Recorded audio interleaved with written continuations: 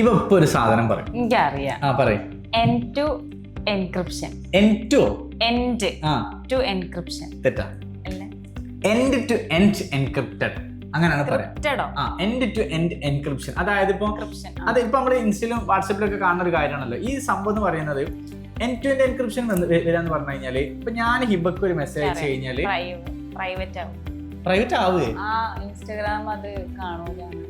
ഇൻസ്റ്റയിലാണെങ്കിലും വാട്സാപ്പിലാണെങ്കിലും ഇപ്പൊ ഞാൻ ഹിബക്ക് ഒരു മെസ്സേജ് അയച്ചാല് അത് ഞാനും ഹിബയും മാത്രമേ കാണുള്ളൂ. അത് മറ്റേക്കും കാണാൻ കഴിയൂല. ഇനിയിപ്പോ ഒരു ഹാക്ക് ചെയ്താല് ഹാക്കേഴ്സിനും കാണാൻ കഴിയില്ല. പക്ഷെ മെയ് 8 മുതൽ ഇൻസ്റ്റാഗ്രാം ഈ എൻഡ് ടു എൻഡ് എൻക്രിപ്ഷൻ ഒഴിവാക്കുകയാണ്. ഇത് ഒഴിവാക്കി കഴിഞ്ഞാൽ ഇപ്പൊ നമ്മൾ അങ്ങോട്ടും ഇങ്ങോട്ടും അയക്കുന്ന മെസ്സേജുകൾ ഒരാൾക്ക് അയക്കുന്ന മെസ്സേജ് ഇൻസ്റ്റക്ക് കാണാൻ പറ്റും, അതായത് മറ്റൊക്കെ കാണാൻ പറ്റും. അതിനോടൊപ്പം ഈ സെർവർ ആരെങ്കിലും ഹാക്ക് ചെയ്ത് കഴിഞ്ഞാൽ അവർക്കും കാണാൻ പറ്റും. ചുരുക്കി പറഞ്ഞാൽ ഇൻസ്റ്റഗ്രാമിൽ മെയ് 8 ശേഷം സ്വകാര്യത, പ്രൈവസി എന്ന് പറയുന്ന ഒരു കാര്യം ഇനി ഉണ്ടാകാനില്ല. എനിക്കിതിന് ചെറുക്കണ് ഹിബ വളരെയധികം മോശപ്പെട്ട രീതിയിൽ ആളുകളെ ചിത്രീകരിക്കുന്നതാണ് ഇപ്പൊ ചിരിച്ചത്. അങ്ങനെ ചിരിക്കേണ്ട യാതൊരു കാര്യമില്ലല്ലോ. പ്രൈവറ്റ് ആയിട്ട് ഉദ്ദേശിക്കുന്നത് ചെയ്യുന്നതാണോ? എന്ത് ചെയ്യാൻ ഇൻസ്റ്റാഗ്രാം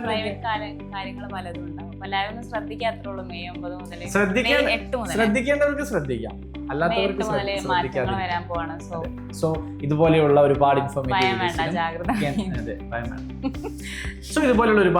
വീഡിയോസിനും കെൻമിയുടെ online and offline digital marketing കോഴ്സിനെ കുറിച്ച് കൂടുതൽ അറിയാനും ജോയിൻ ചെയ്യാനും ബയോയിൽ കൊടുത്ത നമ്പറിൽ ഇപ്പൊ തന്നെ കോൺടാക്ട് ചെയ്യുക.